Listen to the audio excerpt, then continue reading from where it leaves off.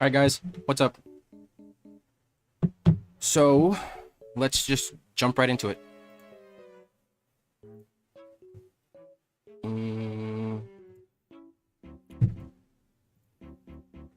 Alright, so the first thing that I want to talk about today is this. So Lizzie Hill, who used to be a writer for Murphy's Multiverse, which is a website and a scooper that I cover a lot on the channel. She created her own scoop website called The Cosmic Circus. And today she exclusively revealed that the Wrecking Crew will appear in She-Hulk.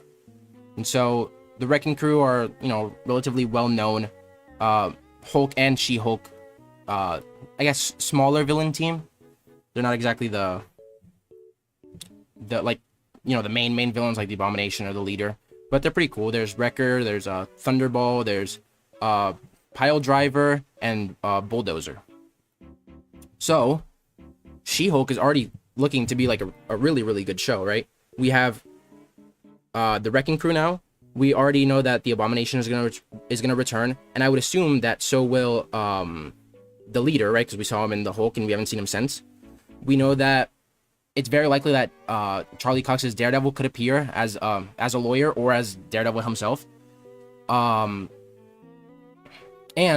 we know that the Grapplers will also appear, at least Titania, at least her, if not the whole team. It's also rumored that we could see Hulk's son Scar, which would be pretty cool. And given how he spent like 2 years, I think it was on Sakaar when he was the Grandmaster's champion and all that stuff. It makes sense for him to have had a child. I love the Wrecking Crew. The first time I saw them was in the animated series Earth's Mightiest Heroes. Yeah, I used to love that show. That show was amazing. And hopefully What If will be like the next generation of that, right? Because the animated shows that Marvel used to make were really, really good. Like the Spider-Man shows, all the Avengers shows. And What If is already looking to be like, the next step in that.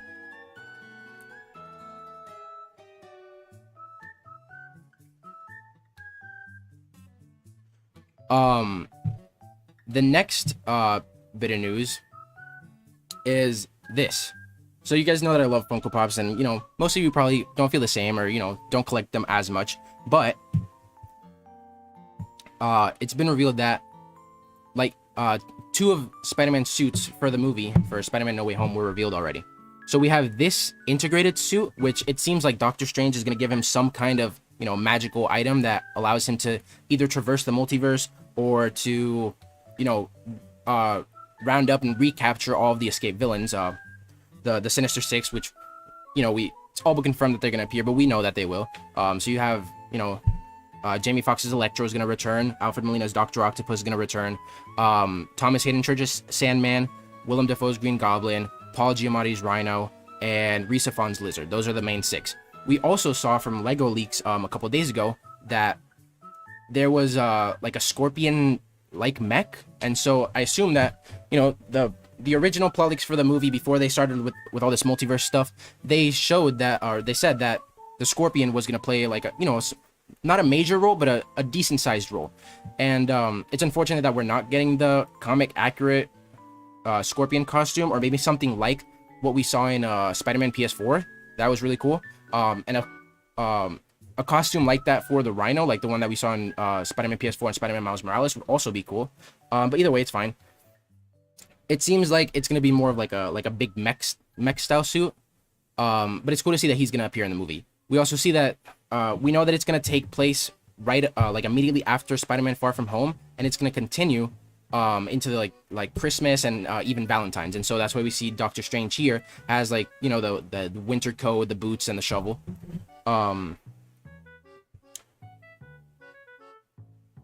I love Funko. Yeah, I really like Funkos too. There's a couple out of these that we've already seen that I really want, especially the previous suit and this suit.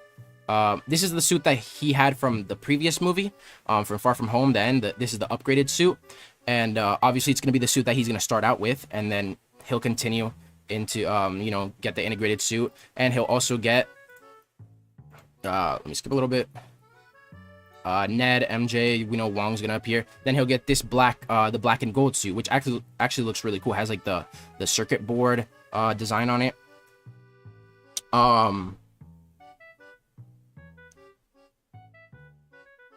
Oh, I have Red Guardian, Darth Vader, Night Monkey, and Iron Man. Yeah, I have too many to show you guys. Too many. But I do have Red Guardian as well, and I have an Iron Man. So Spider-Man will get an upgrade. He'll get a new suit that will allow him to traverse the multiverse. Yeah, that's what. If you're talking about the, let me go back a little bit. If you're talking about the first suit with the, you know, kind of like Doctor Strange symbols, yes, that's exactly what it seems like will happen. It seems like Doctor Strange will give him some kind of power or you know, device, tool, something. So it's gonna be pretty cool. And you know, I've said this before. It seems like Doctor Strange in the Multiverse of Madness and Spider-Man No Way Home will take place at roughly the same time, and so that's why Doctor Strange won't be able to, you know, help Spider-Man as much or be there for him as much as he may need, especially dealing with a multiversal threat like this and the Sinister Six and you know, whatever ends up happening. But obviously it's going to be because he's going to be dealing with Wanda and the Darkhold and the multiverse breaking and, you know, Shuma Gorath and all those other villains. And so it seems like he's going to have his hands full, but he's going to, of course, try to help Spider-Man as much as possible. We also get a better look at the new suit. This is the integrated suit is what it's called. And it seems like it's an upgraded version of the Iron Spider suit. From some other pictures, it looked more like it would be a regular, like, cloth style suit, but I'm pretty sure it's here. If not, it might be in some other pictures. But it shows that it's here. Look, you see here, we kind of get like a better look right here. And it kind of looks more like a cloth, right? Like a normal suit that he wears, like, you know, the original ones that he's worn. But then if we keep going, you see it, we see that it's actually an Iron Spider suit. And so, quite a few people, you know, have I don't feel this way because I love Iron Man, but I know that a lot of people don't like how connected Spider-Man is to Iron Man. And they want him to break away and, you know, become his own character. And I agree. But it seems like this movie will be the beginning of that transition. It seems like Spider-Man No Way Home will be the end of Spider-Man and Iron Man's connection. And it seems like this is going to be the last suit that he gets from Iron Man, right? Because he obviously gave him the Iron Spider suit, and it seems like this will be an upgraded version. We also saw this one in Far From Home when he was creating his new suit in the Quinjet with Happy. It was actually shown.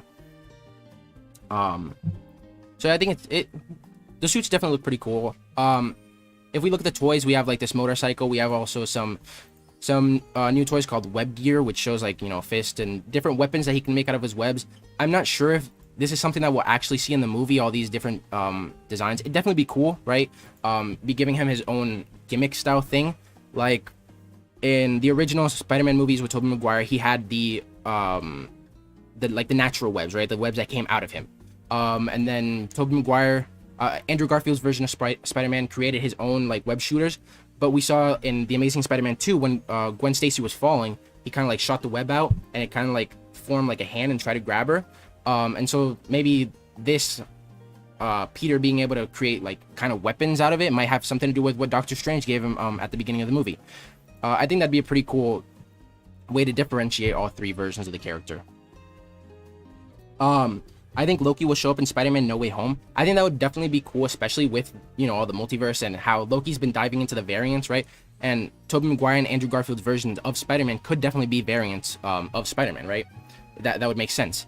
But yeah, I don't know. You know, Loki has that connection with Doctor Strange, so it's definitely possible. The suit in Far From Home was a superior Spider-Man, not this suit. Yeah, I'm saying, hold on, let me see if I'm gonna have to go all the way around. Yeah, so the one that Spider-Man had in Far From Home was the, this one, like the red and black one. And I believe it's called the upgraded suit. And so I know that he's gonna start out wearing that suit, at the very beginning, since No Way Home takes place immediately after Far From Home. But eventually, of course, to sell toys and, you know, to marketing and all that stuff that Marvel loves to do, we're gonna get new suits, right? So Meaning they'll explain how the new villains and other Spideys get to our Earth. Yeah, so that's definitely possible, right? Explaining more about time travel, the multiverse, all that stuff. You know, how different decisions alter time and create variations and stuff. Yeah, it all makes sense. And the hologram. Yeah, there were a lot of holograms. Hold on, let me see if I can find it.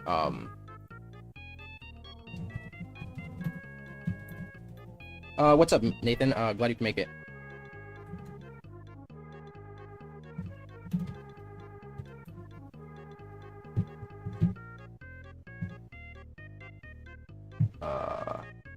Yeah, so there were like all the different suits, and there's one, I believe it's not this one. But I know there's one picture where we can see a suit that looks similar to the one that he's gonna wear now. That's what I'm guessing. The deviants will exist in the Eternals. They'll just be there enough to justify toy sales. Yeah. Yeah, and it seems like that's you know, it makes sense from a marketing perspective, and to have, you know, like all these different variations of suits and stuff and different characters to sell. So yeah, you know, the toys just continue. And I figured out exactly what this means, because there was another set that showed Spider-Man fighting the Vulture, and they're Spider-Man No Way Home sets, but they're inspired by, you know, this one's Far From Home, the other one was from Homecoming. So the actual sets themselves don't take place in the movie, right? So we're not going to see this play out in the movie, but they're being sold alongside the new Spider-Man No Way Home sets, if that makes sense. Do you keep up with newer Marvel YouTubers like Marvel Life or The Playground Buzz? Also, did you see that the next Venom trailer has been rated? Why is it PG? Yeah, so I covered that the Venom trailer had been rated a couple days ago, and I do watch other Marvel YouTubers from time to time. I've watched a couple Playground Buzz videos, but yeah, I don't watch them that often, I would say. And yeah, so the Venom trailer, it was actually the third trailer that was rated, which means that they already had the second trailer completely finished and they're just waiting. And then now they also have the third trailer on top of that. The reason why it's PG and not PG-13, I don't know. They probably don't say any curse words or, you know, show too much violence. I wonder if Kang will use the Sinister Six as pawns to help him take over Earth. That could also be another connection to Loki if Kang is the direction they go in the show. Yeah, that could also make sense too, I guess. I just, like, if you guys want to switch over to Loki real quick, we just finished episode 4, right? And it kind of, like, I feel like it kind of ended the story, right? We ended with Sylvie defeating Renslayer. Now Renslayer's going to explain everything. But then it started like another chapter, right? It feels like the last 2 episodes will be another chapter with Loki being transported, you know, wherever the heck he was transported to. Seems like an alternate reality, right, where the Avengers Tower was destroyed. It seems like a post-apocalyptic world, and we see that all those other Loki variants are there, right? We had the I believe his name was Boastful Loki, and he's like he's a reference to the worthy Loki, where he's able to wield Thor's hammer, which is why he was holding a hammer. Then there's Jack Veal's Kid Loki, and then there's Richard E. Grant's classic Loki, the one from the comics. And, you know, of course, we have Alligator Loki as well, which is going to be interesting to see. But they kind of like finished that whole chapter with the Timekeepers, right? We found out that they were androids, not real.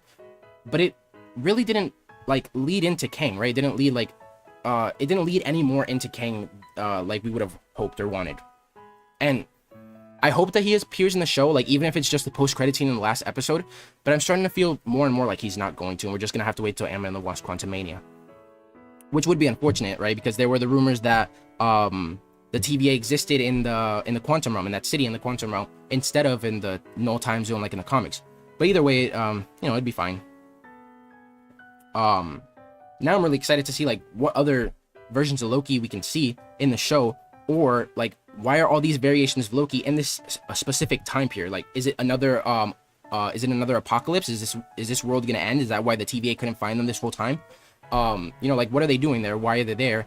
And what other versions are there? Because we know that we're gonna see the Vote Loki, And we're also going to see our version of Loki from 2012 is going to be in the background, so he's not the same version as the Vote Loki. And we've also seen from like the little trailers and TV spots that King Loki will appear. So, and we only have 2 episodes left, so whatever they're starting now is going to be finished relatively soon. Hopefully the TVA is overthrown, so then the MCU can get its free will. Yeah, and that will, of course, like lead into the multiverse, right? Because if the TVA is doing their job and like getting rid of the variants and all these variations, that kind of like doesn't allow there to be a multiverse, right? It doesn't allow there to be alternate realities and universes and Earths, and characters from these other versions. So if they completely get taken down, it would also lead into Doctor Strange and the Multiverse of Madness with the Darkhold and all that stuff, which is it's really interesting how everything connects so much, right? Because in Phase 1, 2, 3, we had just trilogies, right? Iron Man 1, 2, 3, and they didn't really connect to the other movies. Like Captain America was really the one that started connecting to it. In Civil War, we had the connection to Spider-Man, and all the Avengers came up. It was like another Avengers movie. It was a big team-up film. We had Black Panther and all that stuff. But like now, right, we had WandaVision that connected straight into Doctor Strange and the Multiverse of Madness and Spider-Man No Way Home, and then Loki also connects to it, and then Loki will also connect to Ant-Man and the Wasp: Quantumania, which will hopefully lead into the Fantastic Four. And it's really cool how like integrated everything is now. Also, my theory is that the Timekeepers are fine and just had the animatronics as body doubles. Yeah, so I think there's 2 ways that this could go, right? That's the first way, that they're perfectly fine, they're alive, and maybe Renslayer didn't even know what was going on. Like maybe she actually thought that those were the real Timekeepers and she had no clue. They're just hiding and they left that to protect themselves from any attack. But I think that it could go the complete other way. And it could be that the Timekeepers existed a long time ago, right? They did their job. They're exactly how they were explained and portrayed in the MCU.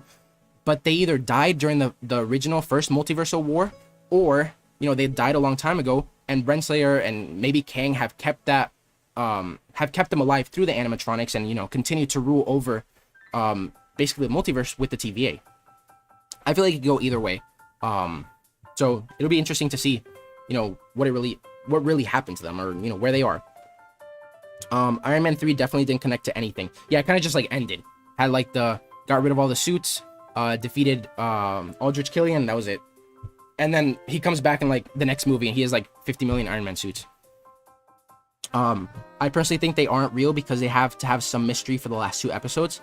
Yeah, and I feel like if they leave them more of a mystery and kind of like at the very end, like Loki episode 6, the finale, post-credit scene, they kind of like have like a meeting maybe with Kang the Conqueror. I think that would be pretty cool, and it would lead into Ant-Man and the Wasp: Quantumania.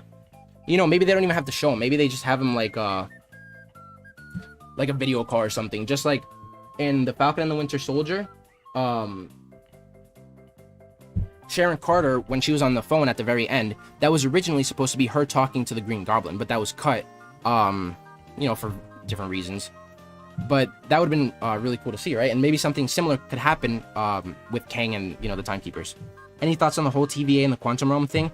Yeah, so I think it's very possible, right? Because we saw the city. There's the quantum realm city. So there's definitely something there. And so it could be, one of 3 things. It could be either the TVA lives there, is there instead of the null time zone like in the comics, or it could be like Kang's base of operations, like it is in the comics, Chronopolis, or it could be something else. Maybe it's like a completely different civilization. Maybe it has something to do with the Fantastic Four. Maybe they're locked up in there. There's a lot of ways that it could go. Not to harp on Iron Man 3 or anything, I love that movie, but why did he get rid of the Iron Legion? Yeah. I think the Iron Legion was super cool, and we didn't get to see nearly enough of it, right? Because he just goes like, Iron Man 1, he builds the Mark 1. He builds the original Iron Man suit. Then, he kind of like continues to upgrade the Mark 3.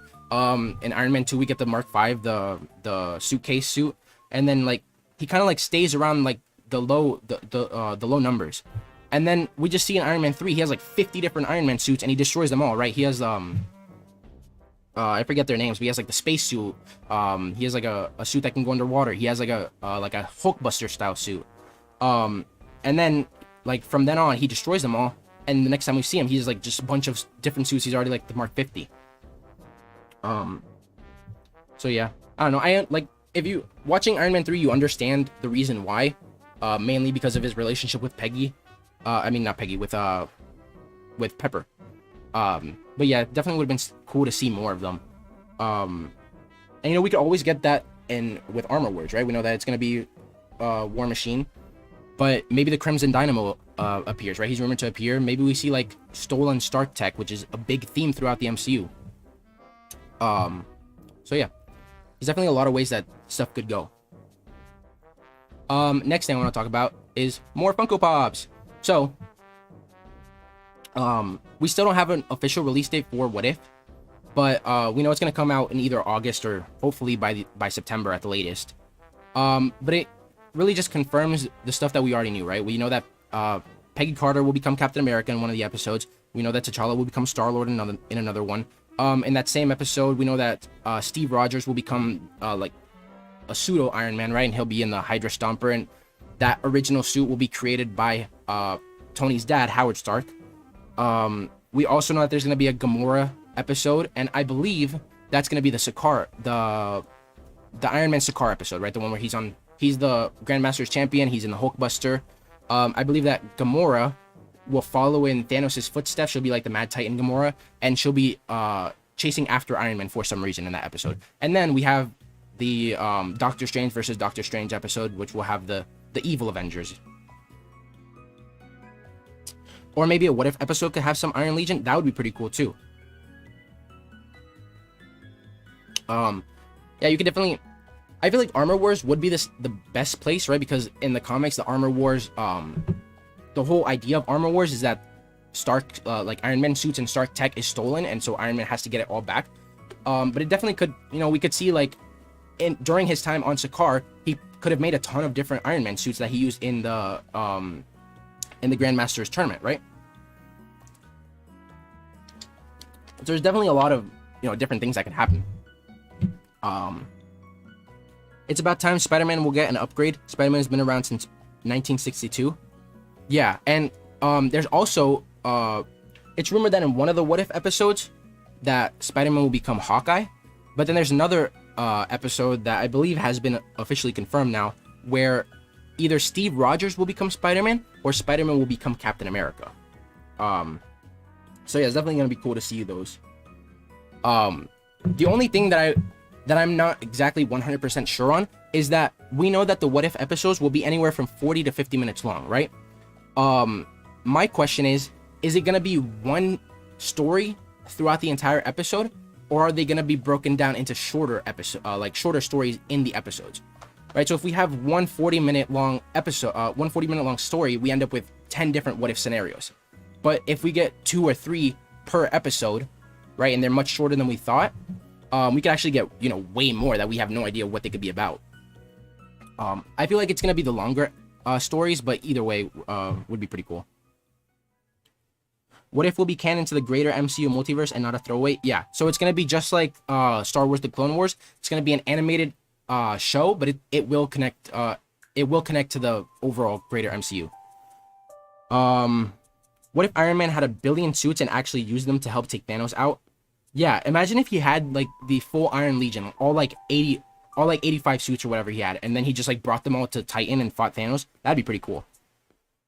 I hope there are chapters in the episodes, like 2 per episode would be optimal. Yeah, I feel like, especially since they're longer episodes, I feel like it's definitely possible. But I don't know, it depends, right? Because I made the video the other day where we know what 10 of the episodes will be, or what 10 of the stories will be. So we could see each episode focusing on one story and then covering all 10 of those stories that we know, or we could have, you know, 2 or 3 per episode and have a ton more that we have no idea about. The next thing, and I know you guys are gonna get, you know, there's gonna be some divide in the comments, but James Gunn recently on Twitter was talking about actors who have been both in the MCU and the DCEU, right? And then people started asking, Sean Blake here said, John Glover was in both Shazam and Agent Carter. And then James Gunn said, not including pre-WandaVision shows in the MCU. And then they went on, you know, a bunch more comments, trying to convince him that the shows, at least Agent Carter and Agents of S.H.I.E.L.D., were canon to the MCU. And James Gunn kept saying, like, no, according to who? And so, you know, if you think that Agent Carter and Agents of S.H.I.E.L.D. are canon to the MCU, then that's fine, right? If you want to watch them, if you want to have, you know, marathon, watch all the movies, all the shows, and you want to include them, that's perfectly fine, right? You can do whatever you want. If you don't think that they're canon, that's fine too. But James Gunn has been around the MCU for a long time, right? Guardians of the Galaxy 1, Guardians of the Galaxy 2. He's helped on countless other movies, Infinity War, Endgame. And then he's gonna start Guardians of the Galaxy 3 and the holiday special. So it makes me wonder that if James Gunn himself is saying that these shows aren't canon, I feel like he has to know something more than we do, right? Even if Jarvis appeared in Agent Carter and, you know, Phil Coulson went on to continue in Agents of S.H.I.E.L.D. and there were references up until season 6 when it broke off into, you know, its own branch reality or whatever. If James Gunn is saying that it's not canon, either he knows something or it just proves how stupidly annoying this, you know, whole scenario is, right? We don't know anything. And if they just said, yes, it's canon or no, it's not canon, I feel like it would fix so many problems, right? Because either James Gunn knows something or he doesn't know. And if he doesn't know, then that's a problem, right? So Agent Carter is canon, but Agents of S.H.I.E.L.D. isn't. Yeah, and so it goes either way, right?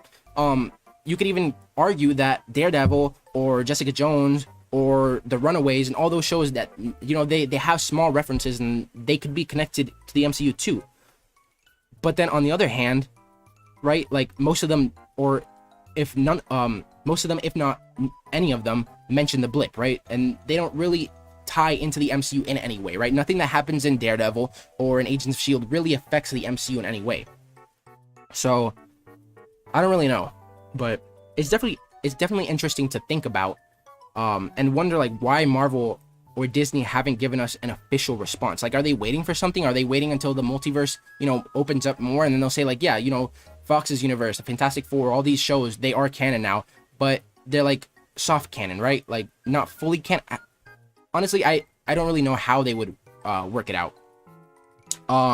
They are, in my opinion, the only show that would make sense as canon is Agent Carter, but there's no reason for it to be canon when everything else isn't. Yeah, and so I feel like Agent Carter would probably be the best bet too because of Jarvis and you know, Peggy Carter herself. But you know, it could go either way. But it would be bogus if they left Daredevil and the rest of the Defenders out of the final Endgame battle. I mean, what would they really do, right? Like, if you put Daredevil or Luke Cage or Jessica Jones, Iron Fist up against Thanos, like, I feel like Iron Fist with his Iron Fist would have the best chance, but I still think either way with the Infinity Stones, Thanos just crushes him and he doesn't stand any chance. Although, you know, we did have like Bucky running around with a machine gun, so he wasn't really much help either. Have you heard that Shailene Woodley would have been married MJ? Are you talking about The Amazing Spider-Man 2? Because yes, I believe I have heard that. Yeah, and she filmed for it. I wonder if they'll show those scenes in the Multiverse of Madness. It's definitely possible, but I feel like if they were to show them, it'd be in Spider-Man No Way Home, although very unlikely. So maybe they'll just leave it for The Amazing Spider-Man 3, right? Because that's definitely possible now. Because the Russo said that Cap and Peggy's history is canon. Yeah, Cap and Peggy's history is canon, but I feel like they mean when he went back in time and lived his life out with Peggy, right? When he returned the stones and he grew old with her and whatever. They had kids, whatever. I feel like that's more what they're referring to. Although it could go both ways, right?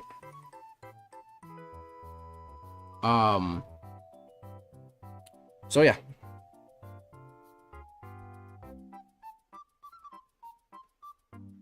Honestly, I think that the Defenders would have been just as helpful as half of the other people there. Yeah, practically useless. I totally agree.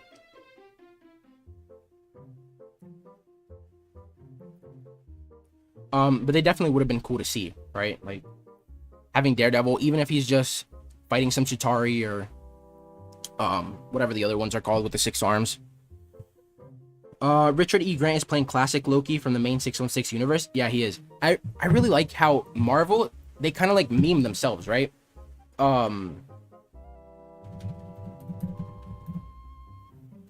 If you see like, Richard E. Grant's costume, right? Like this boastful Loki and Kid Loki, they have like some pretty cool costumes. And then he's just like a meme. Like, it's funny.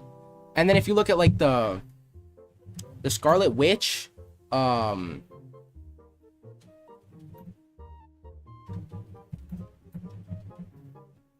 the Scarlet Witch costume, Vision's costume, and Quicksilver's costumes in WandaVision, they were all just like that, right? They were like goofy looking. And I kind of like how Marvel's doing that. They're not like upgrading the old classic suits to look more modern or to look better, right? You have like this classic comic accurate costume, and then you have like her new MCU cool looking costume. And I kind of like how they're doing that. Like they're keeping it like kind of weird, right? It's also gonna be really cool to see what role all of these Lokis play. Like, are we gonna find out that Kang is like the big bad and he's controlling everything alongside Renslayer, just like they did in the comics? Are the, you know, did the animatronics not have anything to do with it, and are the timekeepers still alive? They're still running everything, and they all team up together to overthrow them? Because I really don't see any other reason why they would appear other than to show like, yeah, you know, these exist. Of course, if Agent Carter is canon, that means Cap came back and screwed Sosa over. Who's that? Sosa.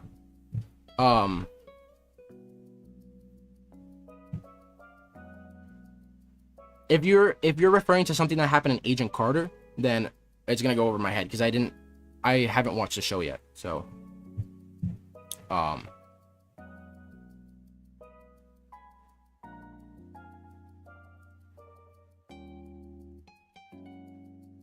also wonder how this is gonna the dude with the crutch.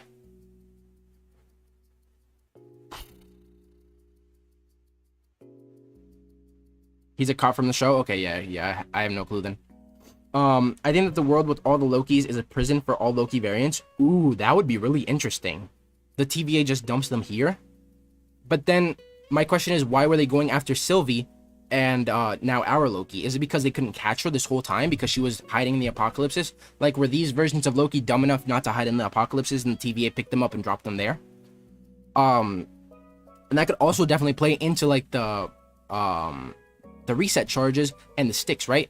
Because when they say prune them, they're clearly not deleting them, right? We know that Loki's alive. We saw him at the very end of the episode. And we know that Mobius is alive because we've seen him in leaked images, you know, driving in a car. And that's when we see the Sphinx, which once again connects to Kang the Conqueror. So do they send them somewhere else? Do the sticks send them somewhere else? And are the sticks different from the reset charges? Because Sylvie's talked about how her timeline, right, was erased. And we know that they set the reset charge. We know that the main MCU timeline, right, from 2012, where Loki came from, that was reset. So does it completely erase it? Does it move it somewhere else? Like, I want to know what happens. And hopefully they explain it, but I feel like they're not going to. Wikipedia says that OG Marvel 616 universe Loki died in 2010. I guess he survived. Yeah, I mean, characters die in the comics all the time and come back. And hopefully we'll start to see that soon in the MCU, right? If not bringing in other versions from, like variants, right? All other versions from the multiverse and stuff.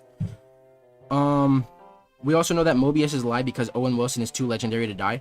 Yeah, I mean, if you don't let Owen Wilson say wow and then you kill him off, like, the show automatically goes into F tier. It doesn't matter that Tom Hiddleston's in error, you know? Even if we get Kang. No wow and a dead Mobius, it'll be even worse than Thor the Dark World.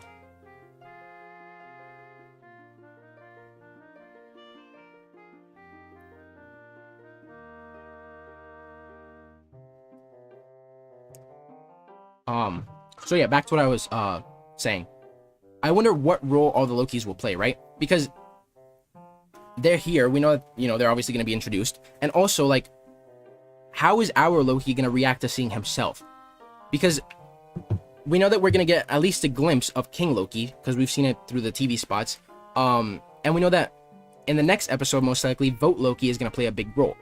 But in the trailers, we've seen that while Vote Loki is doing all his, you know, Vote Loki shenanigans and stuff, that our Tom Hiddleston, our version of Loki from the TVA, is, like, running around in the background doing his own stuff. So it'll be interesting to see, like, how he reacts to seeing himself when all the other variants look completely different. And also to learn, like, why, right? And, like, what the whole plan with this is. Also, the set photo of Mobius in Egypt. He's still alive for sure. Yeah, exactly. And like, yeah, sure, he could be in Egypt and it's just a regular pyramid and sphinx, but like this reference can't be that much of a coincidence, right? Like Jack Schaefer, the creator of WandaVision, said that all the references to Mephisto and all the references to the Fantastic Four and Blue Marvel and all that those were coincidences. And then in the first episode of Loki, when we saw the stained glass window with the devil, Kate Herron, the director of Loki, said that wasn't meant to be a reference to Mephisto, right? It was just a coincidence. But like at this point, if you have the pyramids in ancient Egypt with the Sphinx, like that's just too big of a connection to Kang to like brush it off as a coincidence. So when this Loki became a variant, his timeline also became a variant, and when his Thor called out for Loki, that Thor became a variant. So when his timeline was erased, it went to the cosmic closet. Yeah, so yeah, that makes sense. Like everything just gets booted there. I feel like that's something that they have to explain in the show, right? Because in my opinion, they're not doing that great of a job of explaining everything. And they're kind of like, they're like saying one thing and then like a couple minutes later in different scenes saying a different thing, right?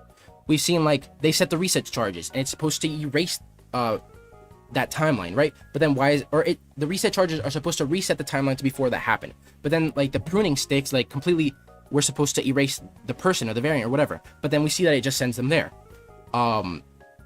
So it's going to be really interesting to see, because then also Mobius said that Loki can't go back to 2012 to his timeline because it's gone, right? And Sylvie can't go back to hers because it's gone. So like I wonder what's actually going on. How does nobody make purposeful Mephisto references? It seems like he's destined to be in the MCU at some point with all 3 accidental references. Yeah, and I feel like that's the problem with not having like super like comic book fans make the shows, which of course is impossible, right? You have to have the bigger the MCU gets, the more shows, the more movies we start getting and making, the more people they're gonna need, right? And the less likely they are to be as big of comic book fans as we are, or as Kevin Feige is, right? So they're gonna make mistakes, and it's inevitable. But like, come on, they should read some comics, get to know like the character that they're creating a little more, and not blue ball us with all these references that never happen. I think the way that Mobius will come back is that Renslayer will feel bad and miss him and reverse his death on the time pad. That could definitely happen too. Maybe she has like some sort of redemption arc now. Although I don't feel she deserves it, but it could happen. Yeah, I don't understand how you don't make people at least look over a few comics. Yeah, yeah, especially with Kevin Feige, like running everything, right? When he used to work on the X-Men movies, he would like sneak Wolverine comics to Hugh Jackman, right? I think that's exactly what happened. And then now he's like just letting these shows happen, and either he has like a bigger plan brewing in his mind, or he's just not like enforcing it as much as he should, right? In our opinions. But I don't know. Maybe it all goes back to like, if Mephisto appeared in WandaVision, it would have overshadowed all of the characters, and maybe they didn't want that to happen, right? Because that's one of the reasons why they took out Doctor Strange. And maybe that's the reason why. But I don't know. A redemption with Sylvie, they could become friends, almost like Sylvie and Loki. Yeah, that could be interesting. Although Renslayer kind of did ruin her entire life. So I don't see it happening. But it's possible. Maybe our Loki rubs off on her a little bit. Yeah, I've heard the Wolverine comic story too. Yeah. I feel like, there's multiple people working on the shows, right? And on the movies. There should be someone doing research and, like brainstorming some ideas. Like, the devil's in the details, Beb. Someone's like, yeah, some Marvel fans are gonna think that you're talking about Mephisto. Maybe we should switch that line a little bit. Or, maybe we should come out and say it before the show starts that, no, Mephisto will not appear in the show. I don't know. Dumb decision to take Doctor Strange out, but whatever. Yeah, so I think it was, one, they didn't want to overshadow, Scarlet Witch, Vision, Monica, the kids, Ralph Boner, Agatha Harkness, but also I'm pretty sure that there were some scheduling conflicts with Benedict Cumberbatch. So I think that's why they they took it out at the last second. Hugh Jackman considering to return as Wolverine. Yeah, I mean, it would be awesome if he does, but just like Keanu Reeves, they've been saying that forever. So, if it happens, it'll be a miracle, but I'm not really holding my breath. At least for anything more than a cameo. Renslayer will apologize to Sylvie and explain that Kang made her do it, like that theory. Yeah, I guess that could happen. Although they'd have to change the story slightly, right? Because in the comics, doesn't she love Kang? Like, they're in love, right? So, like, if in the MCU they make, like, Renslayer betrays him, or maybe she didn't, it's not the same relationship, then that, I could see that happening, that being more likely. But if they're gonna follow the comic book story where, you know, they're, like, lovers, then I don't really see her, having a redemption arc. At least not yet. Maybe if she sticks around for longer, Loki Season 2 or whatever, it's definitely possible. Or if she pops back up in Ant-Man and the Wasp: Quantumania when we actually see Kang. God knows we wouldn't want to overshadow Ralph Bohner. Yeah, exactly. I mean, that was probably the greatest bit of writing ever, in any medium, ever. Maybe the Multiverse of Madness will deal with the Cosmic Closet. Doctor Strange may go there.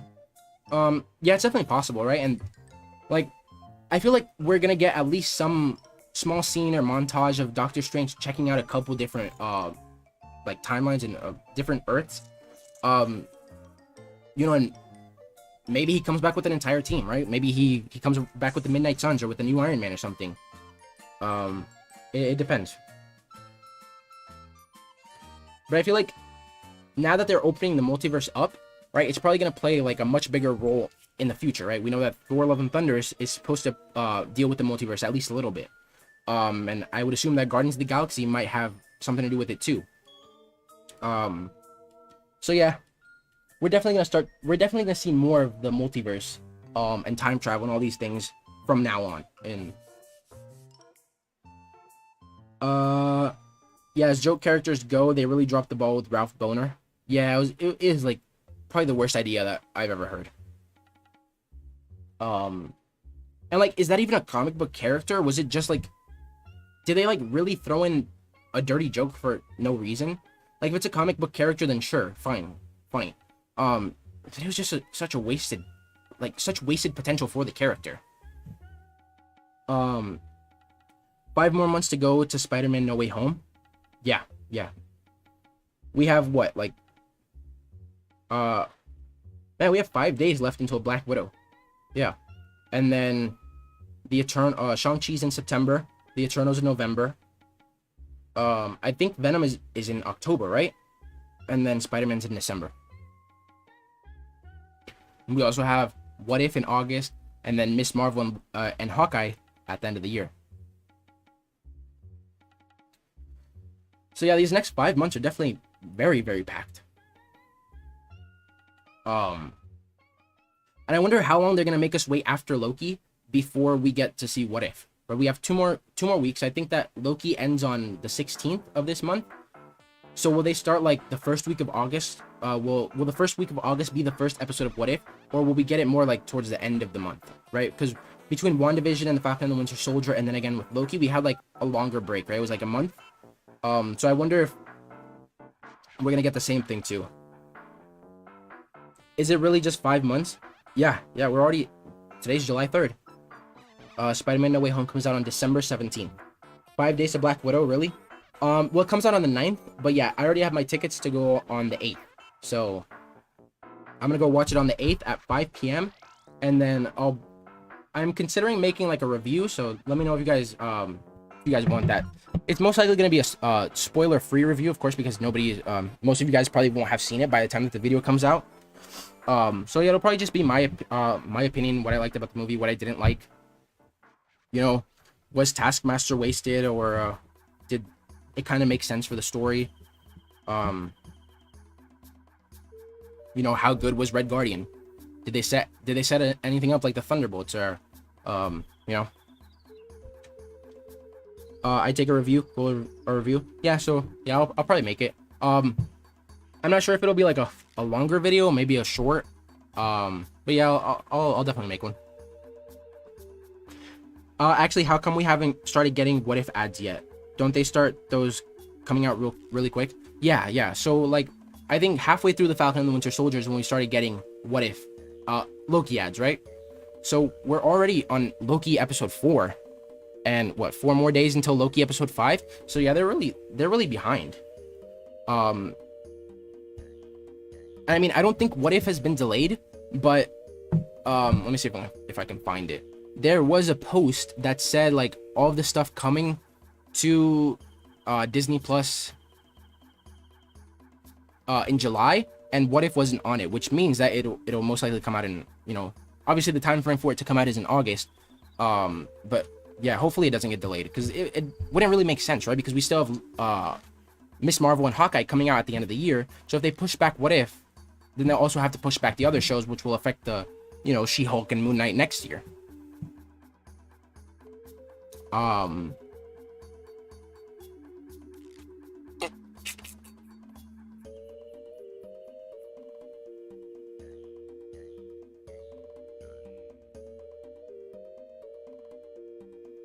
hear Pikmin music.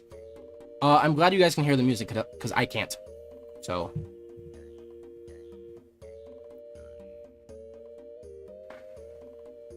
yeah, so this is all the stuff coming to Disney Plus in July. And if you look through it, the Loki finale is on July 14th, not the 16th. But yeah, if you look through it, there's no what if, which means that it'll come in August like it's supposed to, unless it's been delayed, which would be unfortunate. No, not Moon Knight. Don't push Moon Knight back. Yeah. So I mean, we have She-Hulk at the beginning of next year, and then Moon Knight would be the second show. So if everything gets delayed, we'd have to wait much longer for, all of the next shows. And I also wonder what they're going to do with What If. Are they going to release all of the episodes? Or are they going to do weekly releases like they've been doing with Loki and The Bad Batch and all these other... It seems like they're starting to do the... It seems like they're not doing full-on releases, and they're doing the weekly releases only. And so since What If is 10 episodes, that means that we're going to have to wait 10 weeks until... 10 weeks before Hawkeye or Miss Marvel, whichever one's next, is able to come out. So the longer they wait, the worse it is for stuff next year. Do you think there will be a Thor 5? I think Taika Waititi said that as of right now, no. But it's definitely possible, right? Chris Hemsworth already had his trilogy, and I don't see any reason why they wouldn't, if they're making Thor 4, I don't see any reason why they wouldn't continue with the second trilogy and go all the way to Thor 6 or farther. Right, and so of course it all depends on Chris Hemsworth and the rest of the actors, and if they want to continue to return. But I don't see any reason why they wouldn't. And even if Taika Waititi doesn't have any ideas for a future movie, we don't have to get it anytime soon, right? We could wait, and maybe in 2 years, 3 years, 4 years, right after Loki season 2, or something happens in the next Avengers movie, then there's a new idea. There's something that has to do with Thor, and there's a reason to make a 5th movie. So I think that it's definitely possible, and it probably will happen. I'm sure it'll stay with weekly releases. Yeah, I think it makes the most sense given their like previous releases, and how they're releasing everything. Right, they're not like Netflix, which just releases everything at the same time. Ooh. Let's get off topic. I know that most of you are, at least from my YouTube analytics, most of you guys are my age, right? From 18 to like 24, is the main range. So I assume that most of you guys would know about this, since, I do, but you might not. Netflix is making a new He-Man show. And if you guys have heard of it, what do you guys think? Because I'm super excited for that show. He-Man was awesome, and I'm serious now that Netflix is making He-Man, and Netflix's shows have been really, really good when it comes to like animated stuff. Like they recently made a new Pacific Rim show, which was pretty short, but it was actually pretty good. And then they made a Godzilla show that one was pretty confusing. It had like a lot of sciencey big words, but like it was actually pretty good, and it had like a twist, right? It wasn't like the normal Godzilla. Without spoiling too much, if you guys want to watch it, Godzilla didn't start out like Godzilla, but he started out as something different, and he started evolving throughout the show until at the very end he became the Godzilla that we know. And now they're making the He-Man show, and I'm really hoping, I've looked it up and I haven't seen anything, but I'm really hoping that next they'll do a Thundercats show, because Thundercats was awesome too. Um, remember there was this big rumor that other Thors from other universes will fall into the MCU and Thor will kill a few of them, but Gorr will kill the rest? Yeah. There was definitely that rumor for Thor: Love and Thunder. And, you know, Loki definitely set up Secret Wars. And we know that Secret Wars is coming, obviously. But in Secret Wars, one of the main things was that there was a Thor Corps, right? And they were like, they were Doctor Doom's personal like army, the Thor Corps. And it was rumored that the Thor Corps would appear in Thor: Love and Thunder, but if they don't, they could definitely like branch off into a Disney Plus show or Thor 5 and focus like on the Thor Corps with, you know, Storm Thor and Throg. And we know that we're gonna get like a maybe not Thunderstrike, but we know that Chris Hemsworth, his version of Thor will like kind of switch, and we know that we've seen him wearing an outfit that resembles Thunderstrike. So it'll be really interesting to see, you know, where that goes. Excited to see Moon Knight fighting skills in his new show. Yeah, from the leaked videos of Oscar Isaac training, it looks amazing. There are a lot of classic animated shows I want reboots of. Yeah, there's so many. I think my favorite two are Thundercats and He-Man, so I'm really excited for the Netflix show. Thor 5 is happening. Yeah, it's very, very likely. And most likely, if not anytime soon, it's definitely gonna happen, you know, in a couple years. When are we getting rebooted 90s X-Men and the old Teenage Mutant Ninja Turtle shows? Yeah, I think those would be pretty cool too. I feel like if we're gonna get anything related to the X-Men, right, any animated show, we would have to wait until they're already introduced into the MCU. And at least for anything animated, I'd say the best bet would be What If, because so far they haven't announced any other animated shows. Actually, the I Am Groot show is gonna be animated, right? I think I heard that. But yeah, other than that, they don't have any animated stuff. But you know, once again, Fantastic Four and Humans, X-Men, they get introduced. There's so many more opportunities and like ways that they can go, and shows and movies and stuff that they could branch off into. And of course, What If and I Am Groot aren't going to be the only animated shows that they make.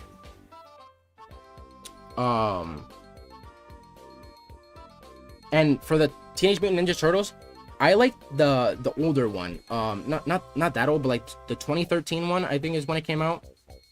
Because they had like a lot of different characters. I really like that one. Like the newer ones and like the newer versions of cartoons, I don't really like them. Like they had like the newer Teenage Mutant Ninja Turtles which had like the different art style, and then they made a Thundercats show which was called like Thundercats Go, and I didn't watch that, but I heard that it wasn't great. So I feel like they would have to, you know, stay true like to what they used to do, and maybe like make more modern versions, but stay similar to what it was. An R-rated animated Blade show would be perfect. Yeah, and what was it in Loki episode 4 that they mentioned vampires, right? You guys heard that too, right? They mentioned vampires, and they mentioned Titanians, which means that they brought in other people from Thanos' race. So yeah, they're definitely setting up Blade, and that's gonna be pretty cool. I wonder how much Moon Knight will set it up, if at all, because I feel like that's the best show to like start branching off into the Blade universe. Speaking of off-topic stuff, anyone up to date with the Bad Batch? I haven't watched the episode that came out yesterday, but I'm up to date with everything else, like the Cad Bane versus the lady, what's her name? The one that's played by Ming-Na Wen, the same version that was in The Mandalorian.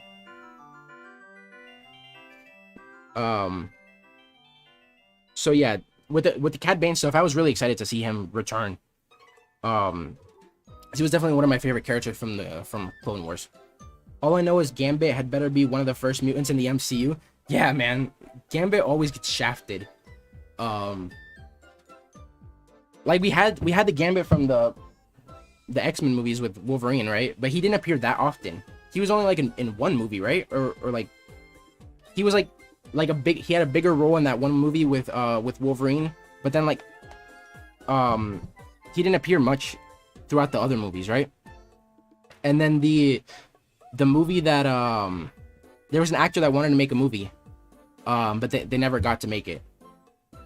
Don't mention the movie he was in. Yeah, for a Gambit, like his first appearance, that wasn't a great one. But hey, at least we got him, right? So yeah, I don't know. I feel like it's definitely possible for when the X-Men, right, the Mutants movie, when the X-Men are introduced, for Gambit to be one of the first mutants. If not for him to come, you know, soon. And, you know, like, rumors always change and, stuff gets canceled or, you know, pushed back. But there were rumors a while ago, right, that there was going to be, like, a Rogue show, or a Gambit show, and that it was going to be focused on both of them, Rogue and Gambit. So that definitely would be cool to see. And so, speaking of the X-Men, how do you guys think they're going to be introduced into the MCU? Do you guys think that it's going to be through the multiverse? Right, because they kind of like set it up in Endgame, right? I believe when Rocket and like Hulk were talking about the energy that the snaps gave off, and how that could like have affected the X gene and like created the mutants. But I feel like it's gonna be weird, right? If we've had 12, 13, 14, right, however many years before the mutants actually comes out of MCU history, and never once have there been any references to the X-Men, right? Like barely any references to the X-Men. We had like the Bronze Monkey Saloon in the Falcon and the Winter Soldier, which is Patch, aka Wolverine's like bar. And in like what, Iron Man 2 or whatever, or in the Avengers, where Nick Fury talked to Iron Man and he referenced like Spider-Man and the mutants. But other than that, we haven't really gotten any connections. So I feel like either it's just gonna be like a really jarring like introduction, like boom, they're here now, right? And it could be explained through the snaps, or they could just be brought over from the multiverse. They say physical media may be dying, and we won't be able to buy DVDs no more. I hope this is not the case. People love their DVDs and they make billions of dollars a year. Yeah, I heard that too. I heard that they're not gonna make WandaVision, The Falcon and the Winter Soldier, and Loki into DVDs or Blu-rays. Which sucks, because yeah, there definitely are people that collect, right? They have like the $500 collector's box of all the MCU movies. So yeah, I wonder why they're doing that. I mean, maybe it's because of Disney Plus. Maybe they want to cut down on like being able to pirate it through CDs, but still you can pirate it just as easily through Disney Plus. So I don't know. There's no way that they don't use them though. Like, I really don't understand why Marvel seems so afraid of how cool and popular Gambit is. I think it'll have something to do with the snap. I don't know why it'll take so long though. Yeah, I don't know. I feel like the original Gambit that we got, right, wasn't the best version of the character that he could have been, and I feel like that's probably why they canceled the Gambit movie. And of course in the MCU we don't have the X-Men yet, so it doesn't really make sense to introduce Gambit yet unless you're gonna change his powers. But yeah, there's definitely a lot of characters that fall into that same hole, that like they're definitely popular with comic fans and, you know, with fans in general, but they haven't done them justice or introduced them in any way. Right? And just look at the MCU. Silver Surfer, Nova, Adam Warlock. There's countless characters that have been teased or practically introduced that haven't appeared yet, right? Like the post-credit scene in Guardians of the Galaxy 2 was Adam Warlock, and we haven't seen anything about him since. And it doesn't look like he's going to appear in Guardians of the Galaxy 3 because of how full that movie already is. The new Black Panther should get more fight scenes because he's a great fighter in the comics. Yeah, I agree. I talked about that, I think, last week. There was once when Shang-Chi fought Iron Fist, who are said to be the two best hand-to-hand combat, the two best hand-to-hand fighters. And Black Panther said that Shang-Chi beat out Iron Fist by a tiny little bit. And when it comes to hand-to-hand fighters in the Marvel universe, Black Panther is one of the best. But it also depends on if they, who they give the mantle to, right? Do they wait and then recast and introduce Black Panther in Black Panther 3? Do they hand off the mantle to Killmonger, M'Baku, Nakia, Shuri? It all depends, because I feel like if any of those four get it, they won't be the same as like T'Challa, especially if it's Shuri. They really should put all the Disney Plus shows on DVD at some point.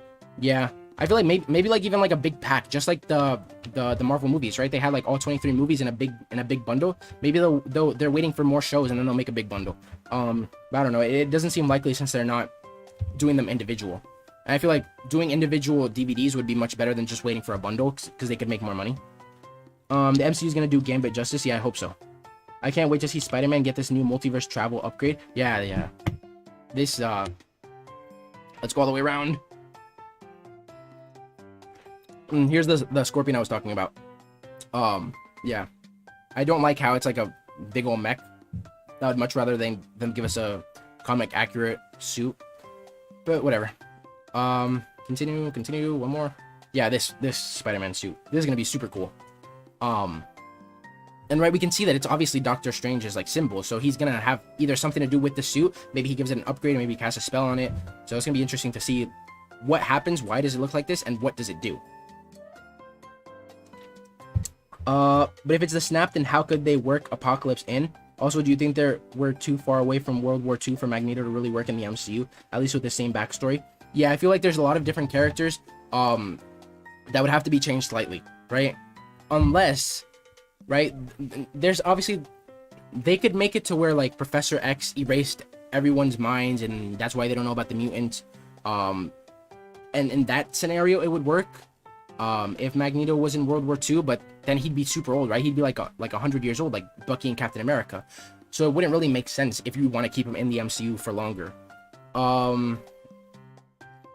Wolverine doesn't have the same problem because, you know, he basically lives forever. But yeah, I know that there was originally supposed to be a scene with Logan and a young Magneto in Captain America: The First Avenger, right? When he breaks out the Howling Commandos, they were supposed to be in in another cage, but that was cut due to copyright and like not owning the rights to the characters, which was unfortunate. But yeah, it'll be interesting to see how they explain it. And yeah, like it's already been a while after the snap, right? So it's gonna be interesting to see like why everything happened. Why did they start coming now? Why didn't we know about them this whole time? I prefer Killmonger over Shuri because at least Killmonger is a fighter / warrior. Yeah, and I feel like there's two ways that it could go. The less popular way, which is they bring him in from the multiverse, or that after he quote unquote died at the end of Black Panther, right? Maybe he just passed out and T'Challa took him to Shuri and she saved him, or he died, but you know, maybe they were able to resuscitate him before too long. And you know, maybe seeing the mercy that T'Challa showed him, maybe that would like put him on a path of redemption, right? Because the reason why Killmonger was mad in the first place was because T'Chaka killed his dad and left him there, right? He just left him alone. No explanation, no nothing. So you know, if he sees that T'Challa isn't like that Wakanda isn't like that they want to open up their doors and, you know, help other people in other countries and share their wealth and all that stuff, you know, maybe he'll decide to be a good king now, and maybe more people will support him in that role. I gotta get that Spider-Man multiverse upgrade Funko Pop. Yeah, this is probably the one that I'm the most excited for. I'm also excited for the black suit, the black and gold suit, because it just looks so cool. It has like the circuit board kind of look on it, and that looks sick. Like all over his hands and stuff. This looks really cool. And there are apparently 4 suits that will appear in Spider-Man No Way Home. So we obviously have the integrated suit and we have the black and gold suit. So there's 2 more. And the question is, do they count the upgraded suit from Far From Home, right? The original one that he wears, is that counted? Or are they saying like 2 more suits after, like on top of that? I hope it's two more different suits, but it could go either way. Mutants have slower aging process, so he could still be around. I hope he's played by Pierce Bros. That could be a good explanation. Like mutants in the MCU just age slower because of the X gene. And if that's the case, you know, maybe they explain that, you know, mutants' lifespan is 500 years instead of 100.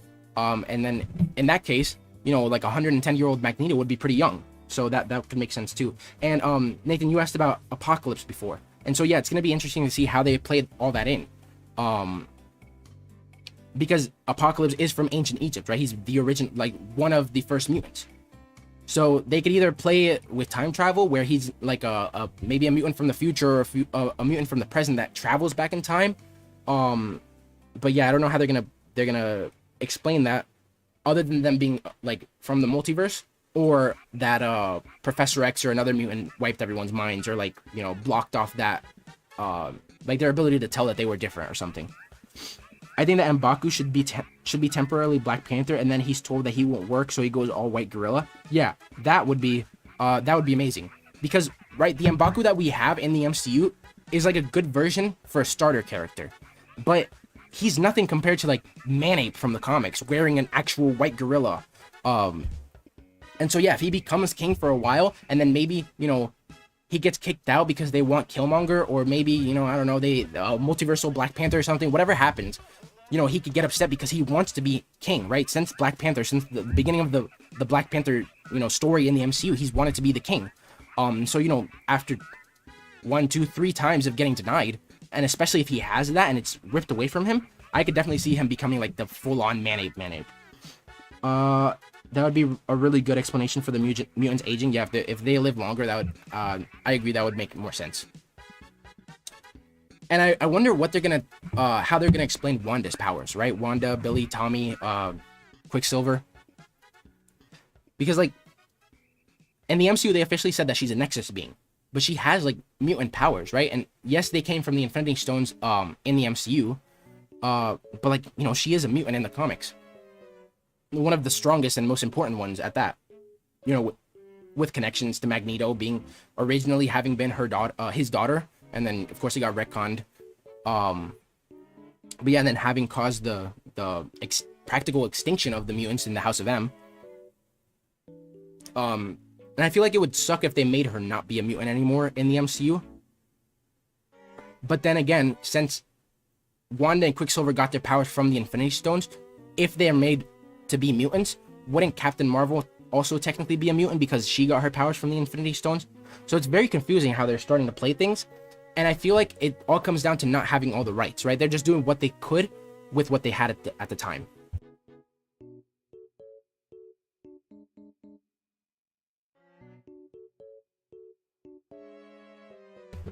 Now, you guys ever have to sneeze and then it doesn't come out? Happens to me a lot recently, and it sucks. I think that M'Baku should be... I already read that. Okay, yeah.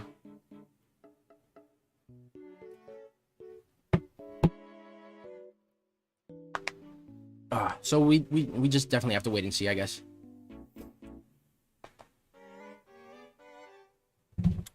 I'm planning out a bit too far, but I hope that there's a mutant time travel story where they go into the future and Future Beast is played by Kelsey Grammerlow. I mean, with the X-Men and with the Fantastic Four and with all these characters that they're introducing, especially now that they're breaking open time travel and they're, you know, they're starting to make it such a crucial part of the MCU, and now the multiverse is opening, they can do whatever they want, right? They can go back to the future, they can go to alternate timelines, they can go to different Earths, they can go to the past.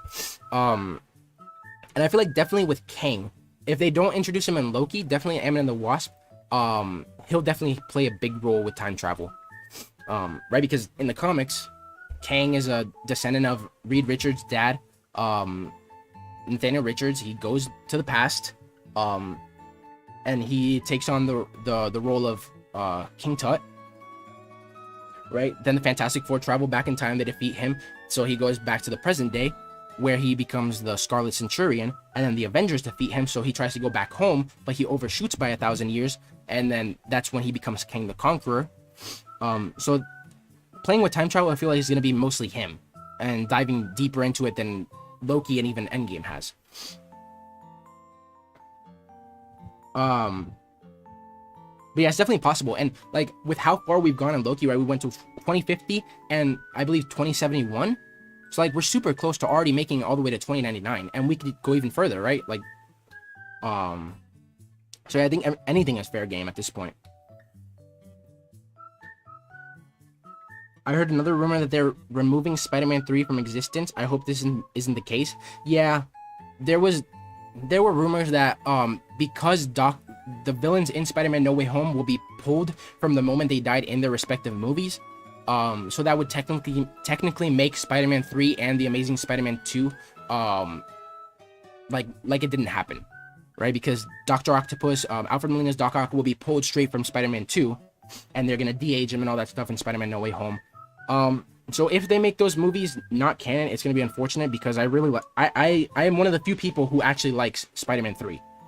But you know, if that happens, it's whatever, I guess. Although then it would be interesting to see what they do for Spider-Man 4, right? Because now that Tobey Maguire and Andrew Garfield are returning, fans are obviously going to want to see a conclusion to their stories. So we're going to get, and the rumors that Tobey Maguire will appear in Doctor Strange in the Multiverse of Madness as well, you know, we'll hopefully at least get Spider-Man 4 and maybe the Amazing Spider-Man 3 and 4 or more movies in that universe, especially since there's rumors that Sony's plan to introduce their villains into the MCU is to sprinkle them into each universe. So like Venom will be in the Amazing Spider-Man universe, and Morbius will be in the Raimi-verse. So yeah, if that's the case, I don't think they'll erase them. But if they do, they're gonna have to come up with a really good excuse to explain why, you know, all this stuff is happening. I'm hyped to see Kang. Yeah, I'm super excited to see Kang. It won't be Kang. Jonathan Majors is nowhere to be found on the cast list. You mean for Loki? Yeah, but I mean, you know, the cast lists are always changing.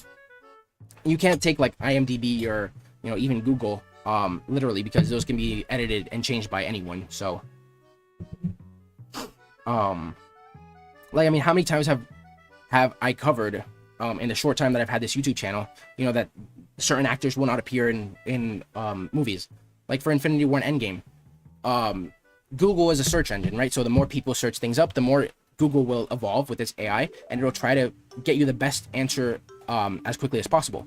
So if people are asking, will Hugh Jackman's Wolverine appear in Infinity War and Endgame? Then if you, the more people ask that, when you type that in, then Hugh Jackman will appear in the cast list. So you can't really trust what Google or IMDb says.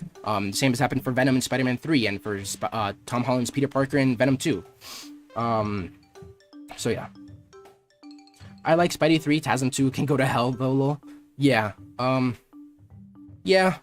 I know that there's a lot of people that really like the Amazing Spider-Man universe, but if I had to rank them, I would say Tom Holland's Peter Parker, just because he's in the MCU and he's in this big universe with all these characters that they can play with, right? And they're connecting to, hopefully soon connecting to Sony's universe with Venom, Morbius, all 900 Spider-Man characters that Sony owns.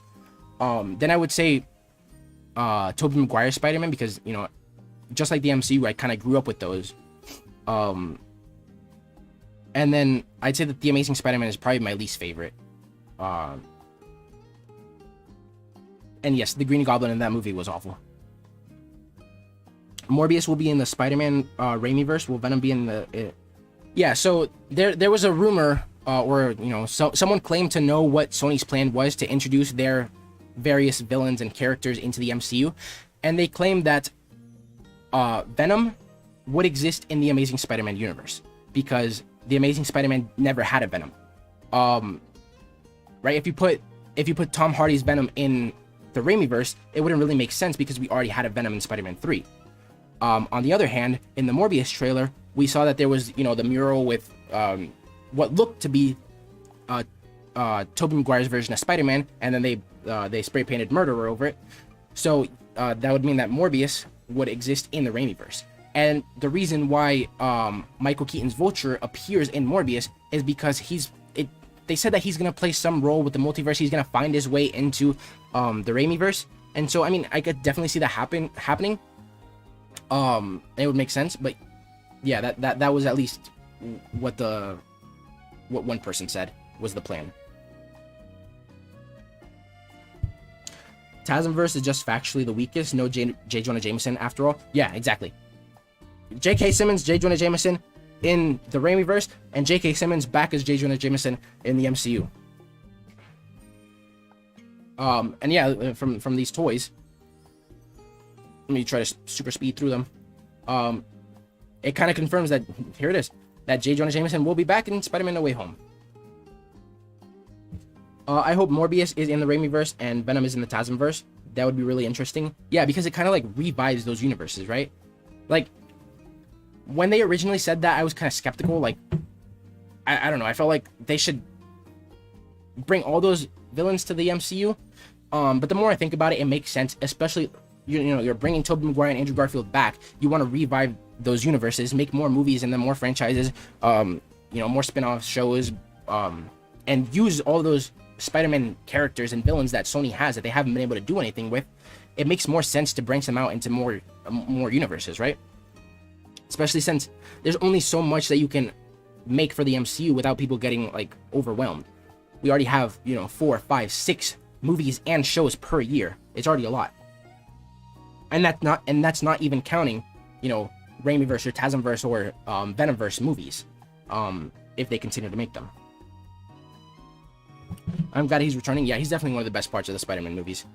There's an action figure I'll need to pick up, and then they can make a live-action Spider-Verse. Yeah, exactly.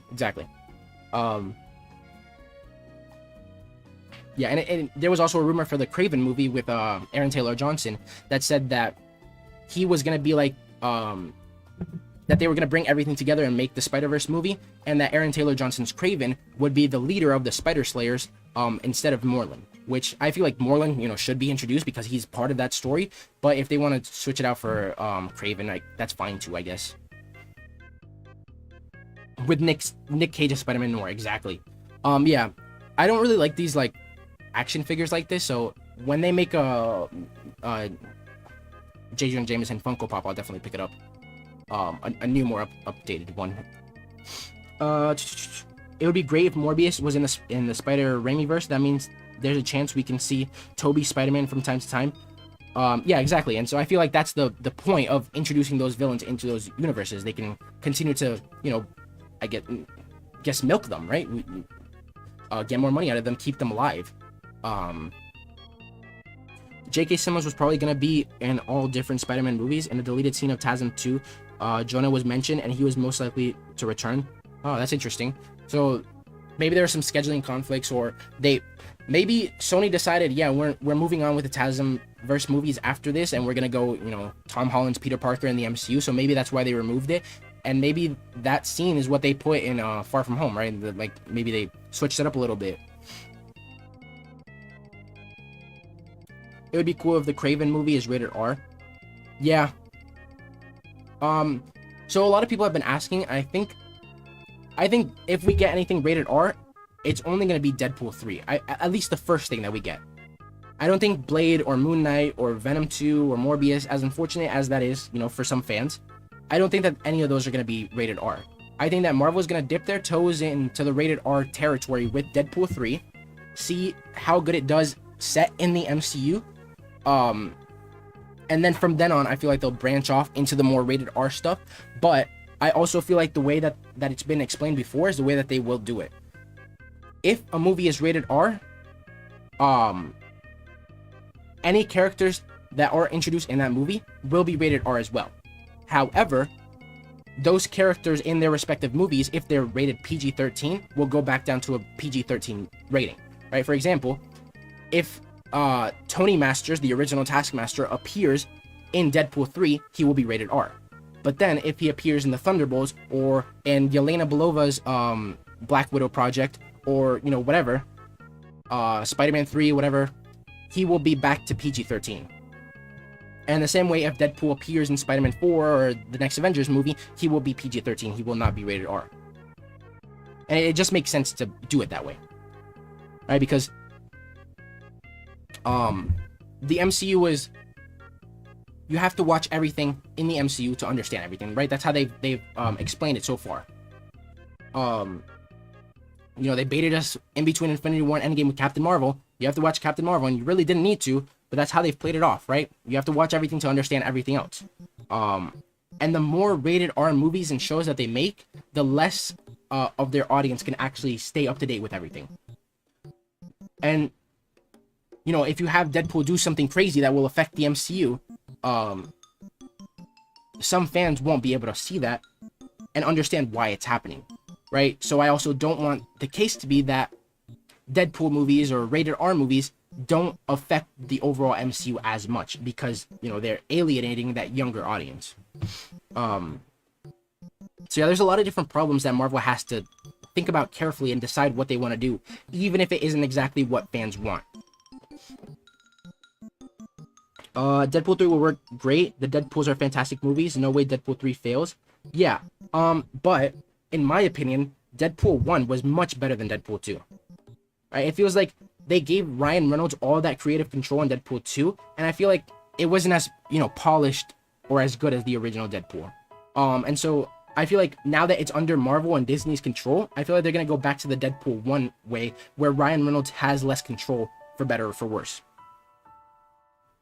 Rated R movies don't really do well if stuff isn't meant for it.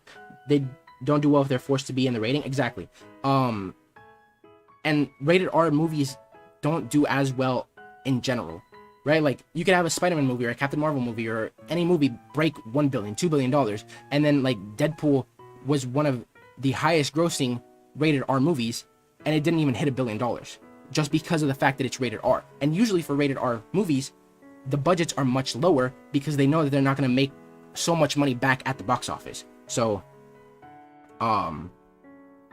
it depends. Like, if you want to make Deadpool 3 rated R, it's going to have a smaller budget than if you were to make it rated PG-13.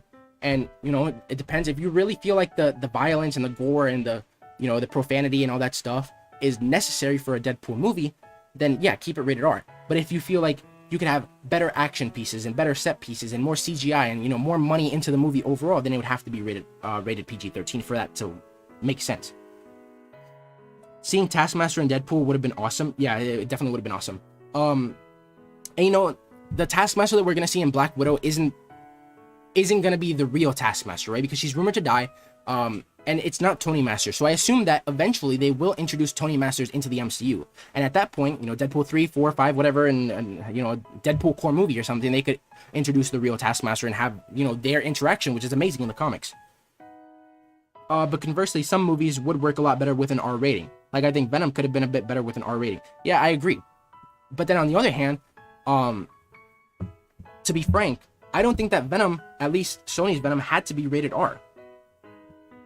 Right? I feel like what the biggest flaw with Venom is that it's such a comedic movie, and they're diving even deeper into Venom 2. Like, from the trailer and what we saw, it feels like they're focusing more on the jokes and the comedy and all that stuff, which I know a lot of people, a lot of fans don't like, right? They like that darker, grittier Venom.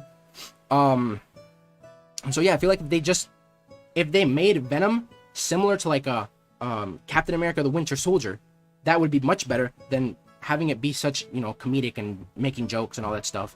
And I don't think it has to go all the way to rated R for it to be better, although rated R is definitely an option that would be good. Right, and it all depends, right? Because there's so many different characters and universes and all these things that could be rated R. The Midnight Suns, you know, even the Illuminati, even some Deadpool characters, some X-Men characters, or, you know, Inhumans or stuff, could be rated R, and they could have, like, you know, their own, like, darker monsterverse or whatever, that, like, they had originally planned, you know, like a Man-Thing movie, or you know, like imagine if Doctor Strange 3, right? Doctor Strange: The Multiverse of Madness has been said to be like a horror movie, the MCU's first horror movie. But what if, like, Doctor Strange 3 fully went into that, like with Mephisto or Nightmare, like especially Nightmare. And it was like a full-on horror movie. They brought in the Midnight Suns, and it was like a full-on rated R horror movie, focusing on Doctor Strange. Like, that would be pretty cool. If they show an origin to Tony Masters, then it would be mind-blowing, because I believe they only showed Taskmaster once, taking his super soldier serum that he has photoreflective memory. Yeah, and I feel like it's obvious that the Taskmaster we're gonna get in the MCU isn't anywhere near like the real Tony Masters version. It's gonna be a cybernetically enhanced version, which is why it's able to do all those things. It's not the photoreflective memory like Tony Masters has. So when they die in Black Widow, which it's almost confirmed, you know, General Thunderbolt Ross gets the blueprints or whatever, and then they could introduce Tony Masters. What if Tony Masters was like a war veteran that was injured, right? He, you know, lost his legs, lost an arm, lost something, and then Thunderbolt Ross, with the new cybernetic enhancement, rebuilds him, giving him like a boost to his photo reflexes, photo reflexes, and then recruits him for the Thunderbolts. They also say that Taskmaster could be female, but I don't think that's true. In Black Widow, as far as I am aware, she will be, they will be female in Black Widow. But that version is also heavily rumored to die. So, which is why I keep saying that I don't think that's the real version. It's like the prequel version to the Taskmaster that we'll hopefully get further down the line. Hot take, but I just watched Venom and I loved Venom being all jokey. Mark Hamill as Nightmare is still something that I think would be great. I agree Mark Hamill would be the perfect Nightmare. And I agree. I really liked Venom. I think, sure, Venom wasn't the greatest movie, but I really liked it. And I like how they took that different approach to Venom, making him different. At least for me, it definitely worked. But I know that a lot of people, you know, want to see a more gritty, darker, more mature Venom. And so, like I don't mind it. Seeing the trailer for Venom 2 was hilarious when he was cooking the food, and then like he squirted the ketchup in Tom Hardy's face. I just seeing that, I know that it's gonna be a pretty good movie. Especially and especially with Carnage, right? They're gonna have Cletus Cassidy being that darker, more grittier part of the story. So you have Venom doing the jokes, and then Cletus Cassidy being the more serious, and it kind of balances itself out. It is smart to just reveal that Taskmaster was a clone at the end when she dies. They could do that idea that Marvel Avengers did of having clones and stuff. Yeah, that could definitely be another possibility as well. Although, you know, it'd be like, I feel like it could be too similar to the Clone Wars with Jango Fett and Boba Fett and all the clones and stuff, and you know, possibly even taking a page from Marvel's Avengers game. But like I said, it definitely is a possibility. There's so many things that they could do. Whether she is a clone or not of the original Tony Masters. Although it would suck if like Tony Masters existed a long time ago and they just continue to clone him, and he's like not around anymore. That would suck. I hope they bring back Black Widow through the multiverse to the MCU. It's definitely possible. Just like Iron Man, Captain America, Black Widow, right? All the versions that have died.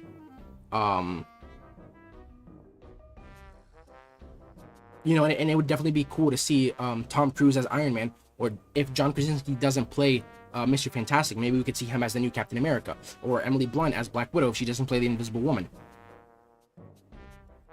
I feel like the darker Venom will be Carnage. I hope Carnage stays around. Maybe he'll get his own movie. Yeah, exactly. I do not think that Carnage will be defeated, or that he will die in Venom 2. I feel like Venom will take the L in Venom 2, and then he'll either team up with Spider-Man, or you know, with Toxin or someone else in Venom 3. We already know that Paul Mulligan was his name, right? I think that's his name. Paul Mulligan, the cop who becomes Toxin in the comics. We already saw him in the trailer, so we know that he's gonna appear, whether he's Toxin or he's just a normal person who doesn't have the symbiote yet. We know that he will appear in the movie, and hopefully he'll stay around, right? As long as Venom doesn't eat his head off.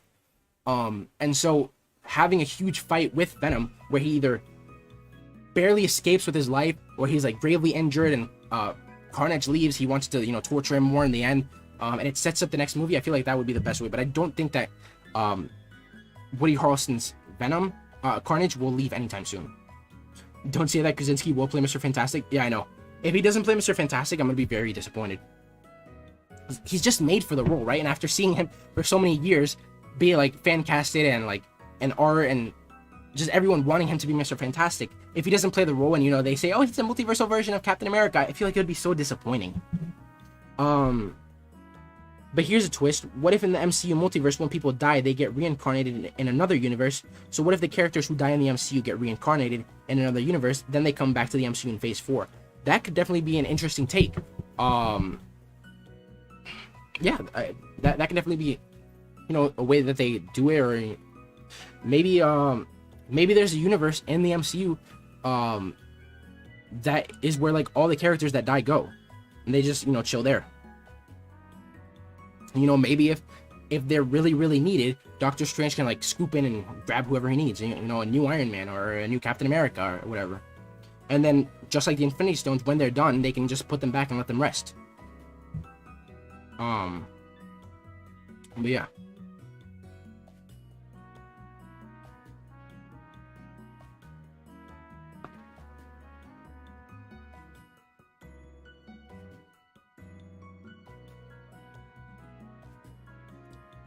Have you ever seen that theory in Spider-Man Theory Iceberg where they said that a Spider-Man 4 fan trailer predicted Wooly becoming Carnage? No, I haven't seen that video. I've seen some of the, you know, like Iceberg videos, but I've never seen that one. But it'd be interesting if, you know, someone like said, made a fan trailer with Woody Harrelson as Carnage, and then it just happened to be true. You know, I doubt Marvel saw that trailer and was like, oh man, we should get Woody Harrelson as Carnage. You know, or Sony instead saw that trailer and said we should get Woody Harrelson to play Carnage in Venom 2. I think it's more of a coincidence, but it's pretty funny.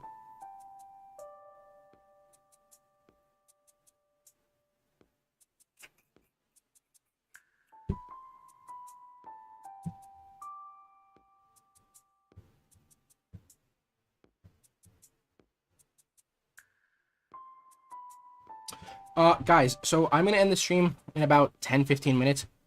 But before everyone leaves, I want to say that, yeah, let me pull up the calendar. Third is today, so 1, 2. So there's gonna be 2 more streams. So on the 10th and on the 17th.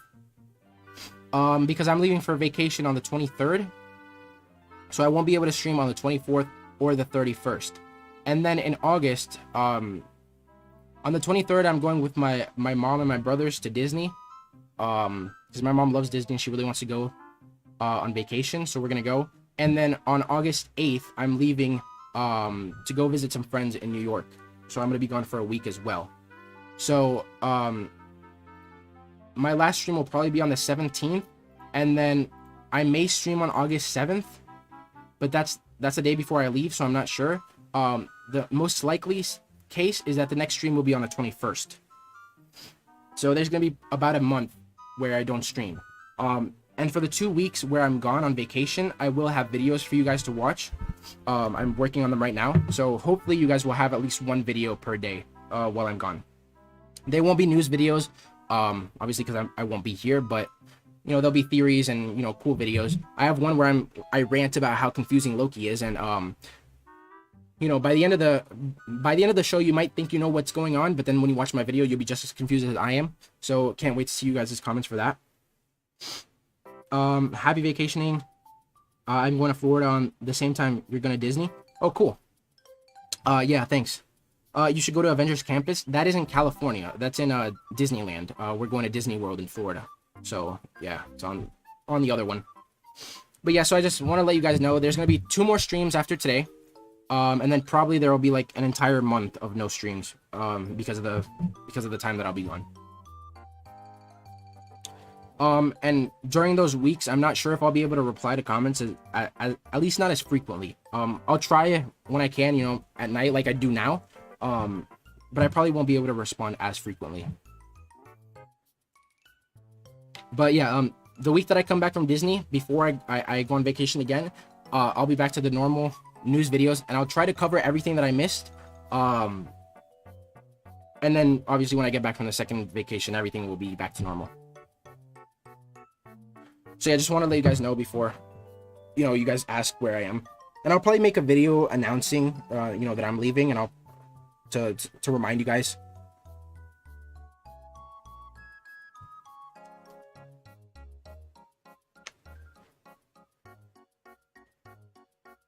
Oh, and funny story is that 2 of the videos that I already made had to do with Black Widow. They were theory videos, and so I made a reference to something in Black Widow. And then the other day when I made the video, the Hollywood Reporter made an article, like whoever wrote the article watched Black Widow, and they literally explained the movie in more detail than you would get if you watched the movie. Like, without spoiling anything, they were like, a young Yelena Belova fell off her bike, and then she got kisses on her boo-boo from her mom. And I was like, really? But anyways, I read through it, and I covered it. I know most of you guys didn't watch it because you don't want the spoilers, which is fine. But yeah, the point of the story is that it debunked what I made in the videos. So unfortunately, those 2 videos will be wrong. But I already made them. I put a lot of effort into them, so I'm gonna upload them anyways. But yeah, just know that if you guys watch the videos after Black Widow, since you know I go on vacation 2 weeks after Black Widow, so you guys are gonna see the mistakes, and so you know, don't be too hard on me.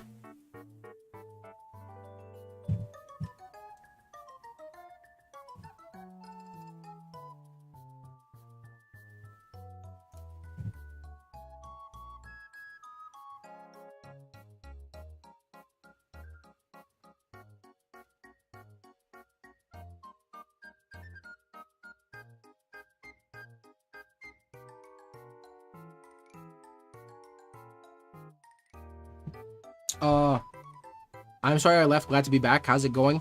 It went great. If you missed anything, you should definitely go back and watch it because we talked about quite a lot of good stuff today. But yeah, I am gonna end the stream in about 5 more minutes. So. All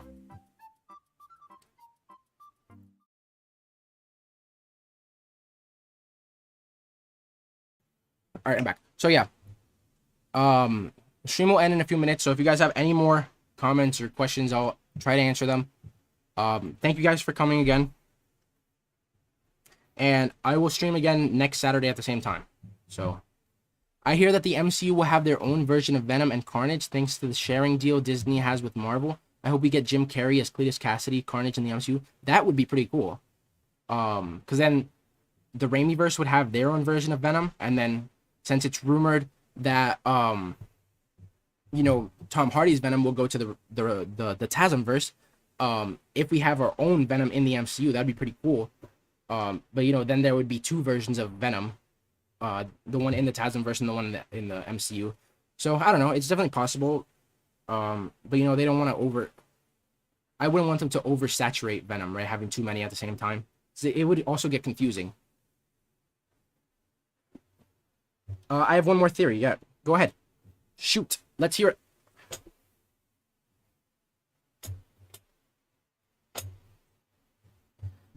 Jim Carrey as Carnage. Please, God, we need that little.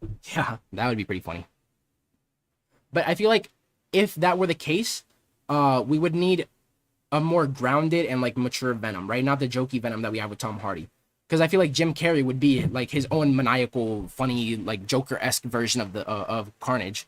So yeah, I don't know, but I feel like to balance it out, they would need to have like flip the roles basically. Have you heard of the new social media manager Robert Downey Jr. hired? And he basically removed everything Marvel, the Iron Man banner, and he unfollowed all the MCU actors. Are you serious? That would suck. And if I were Robert Downey Jr., I would fire him immediately. Like that, right? That, no offense, but the MCU basically made him. There's no reason to like try to distance yourself from it now, especially after all the success and, you know, clearly love that he has for the universe and the fans and the love that we have for him. Jim Carrey was going to be Carnage in Raimi's Spider-Man 4. That would have been cool. You know, maybe they can bring him back for, maybe if they do Spider-Man 4 with Tobey Maguire, maybe they'll bring him back. That'd be pretty cool. I think that in No Way Home post-credit scene, Wanda will show up and her and Doctor Strange will meet and then say, hey, or we need to talk. And then that would be the scene that Doctor Strange 2 opens on. Oh my god. Oops. Anyways, yeah, that's definitely possible. Especially since we know that Spider-Man No Way Home will at least have some scenes in the Sanctum Sanctorum. But if you guys saw the other day where there was like the editing mistake, where there was like the person flying down to Wanda's cabin in WandaVision's finale, I feel like that could be the opening scene for Doctor Strange too. Like Doctor Strange flies in, talks to Wanda, he's like, hey, you need to give me the Darkhold because you're breaking stuff. And I covered that a couple days ago, and I said that it could be either Vision or Doctor Strange, but apparently it was just an editing mistake. People figured it out, which sucks, because it literally looked like a person flying down with a cape. So if that's the case, then, you know, it could definitely go either way. The ghosty guy? Yeah, that ghosty guy. Apparently it was just an editing mistake. It was just a lighting mistake that they fixed in the next scene, but they didn't remove it from that previous scene. Disney edited the last scene in WandaVision, and we see someone is flying down to Wanda's cabin. It could be Doctor Strange. Yeah, exactly. I mean, that's the main thing RDJ is known for. The way that Tobey Maguire could have had Carnage would be from the leftover symbiote Dr. Connors had in Spider-Man 3. Exactly. Exactly to both of those, yeah. The main thing Robert Downey Jr. is known for is Iron Man. So it doesn't make sense for him to try to distance himself. And, yeah. And also we could see in Spider-Man 4, if they decide, you know, not to go with, like, the Mysterio route like they originally, I mean, the Vulture route that they originally had planned. And Mysterio, there was he was originally supposed to appear in the movie. They could definitely switch it up to Carnage and even the Lizard with Connors. Yeah, or maybe the moment right before that scene could be the post-credit scene in No Way Home, and it could be Strange looking at the cabin in his astral form. Yeah, and that way it like connects all three more than right, because like WandaVision doesn't exactly connect to Spider-Man No Way Home in any other way than the multiverse slightly breaking and the Sinister Six and, you know, Tobey Maguire and Andrew Garfield appearing. It connects more directly into Doctor Strange 2, should that, you know, floaty guy editing mistake be Doctor Strange. But if they like somehow connect it through a post-credit scene, you know, have Spider-Man, Doctor Strange, and Wanda all appear together, I think that'd be pretty cool.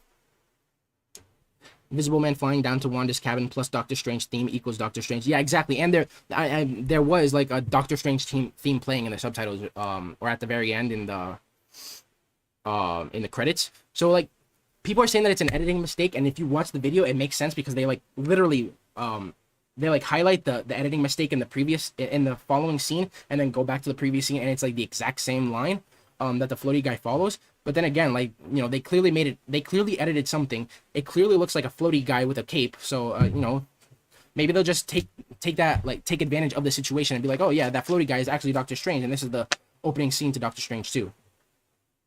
All right, last comment, guys. I would have put Spider-Man 6 to have Carnage for a finale and reveal that Eddie was alive. They team up to fight Carnage, and Topher could say he would go to San Francisco and make a Venom spinoff. That would be pretty interesting too. And then I guess maybe they like recast Venom just like they have done with previous characters in the MCU, and then Tom Hardy's Venom is the one that takes over. Because if he goes to San Francisco, that's where Tom Hardy's Venom is. So I guess it could like connect to that way. That's interesting. All right, guys. I'll see you next Saturday at the same time. Thanks for coming. I really appreciate everyone. Have a good night and a safe 4th of July. All right, bye.